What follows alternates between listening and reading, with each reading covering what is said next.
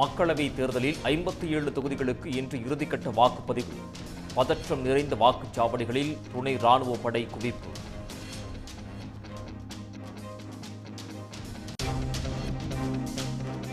தமிழ்நாட்டில் இன்று 9 மாவட்டங்களில் கனமழை பெய்யும் என்று வானிலை ஆய்வு மையம் எச்சரிக்கை. வட மாவட்டங்களில் வீசி வரும் வெப்ப அலை இன்றுடன் முடிவுக்கு வரும் என்று தனியார் வானிலை ஆர்வலர் பிரதீப் ஜான் தகவல்.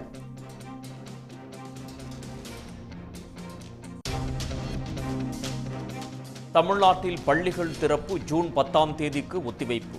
வெயிலின் தாக்கம் அதிகமாக இருப்பதால் கோடை விடுமுறையை நீட்டித்து தமிழ்நாடு அரசு உத்தரவு.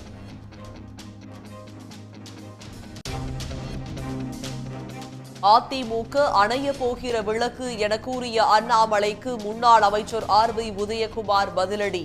வரலாறு தெரியாமல் பேசக்கூடாது என காட்டம்.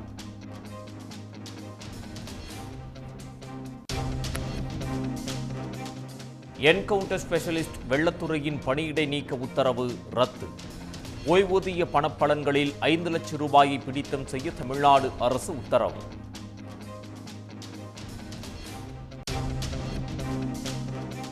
கிளாம்பாக்கம் கலைஞர் நூற்றாண்டு பேருந்து முனையத்திற்கு எதிரே புதிய உயர்மட்ட பாலம். வண்டலூர் சந்திப்பு முதல் காட்டாங்குளத்தூர் வரை அமைக்க தமிழ்நாடு அரசு முடிவு.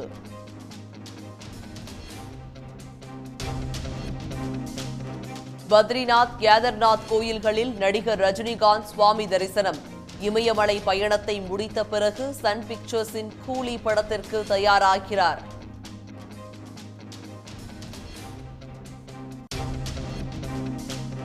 மேற்கு தொடர்ச்சி மலையை குடைந்து அமைக்கப்பட்ட பாதையில் பயணிக்கும் நீலகிரி மலை ரயில். அழகான காட்சியை எக்ஸ் தளத்தில் வெளியிட்டு தெற்கு ரயில்வே பெருமிதம். டெல்லியில் இந்தியா கூட்டணி கட்சிகளின் தலைவர்கள் இன்று முக்கிய ஆலோசனை. தேர்தல் வெற்றிக்கு பிறகான செயல் திட்டங்கள் குறித்து விவாதிக்க முடிவு.